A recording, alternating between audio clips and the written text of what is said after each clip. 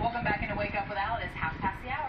And as we hit the heart of the 2015 hurricane season, we're keeping our eye on something brewing in the East Atlantic. Well, yeah, right now it does have a chance of development, about 70% chance over the next 5 days. Our hurricane specialist, Michael Lowry, is going to look closer in this because that's Africa. It's just coming off the African coast, so it has a long way to go. And a long time to watch it, too. Let's see the conditions it runs into. But right now, we want to get you out the door with the weather information you need to start your day, beginning with the top three. Okay, so we're going to start you off with this multi-day severe weather threat, and we have a lee-side trough, lee-side low potentially developing, and that could cause severe weather. What exactly does that mean? We'll explain it to you, but what you need to know as you're trying to get the kids ready for school, trying to get off to work, we could have that threat for severe weather as we head over the next 3 days. That's a Cliff Notes version. We're going to deep dive into it a little bit later. Then into the northeast, we have heat.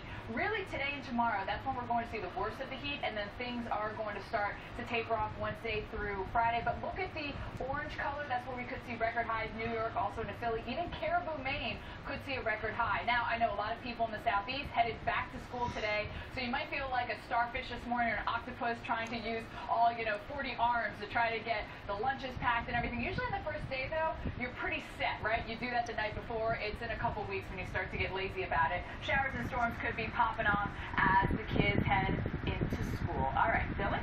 Can you imagine having a few extra arms? It'd be so nice. Life could be so much easier.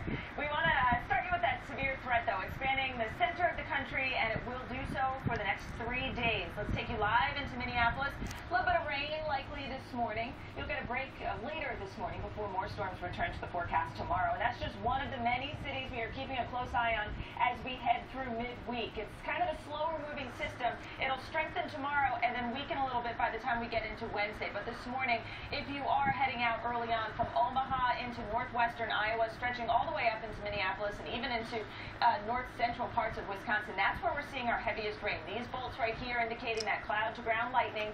So just keep an eye out for some stronger storms this morning. Here's that trough that Steph's been talking about, and it's this area of low pressure that's going to develop and increase that threat of storms, especially the severity of the storms tomorrow. And we've got a lot of moisture coming in from the Gulf of Mexico. That could amount to about 2 to 3 inches of rain in areas like the Ohio and Tennessee River Valley. But our threat today in red includes some major cities like Denver, Dodge City, down into Amarillo. We are likely to see hail and damaging wind gusts, also those torrential downpours, but we also have a chance of an isolated tornado or two.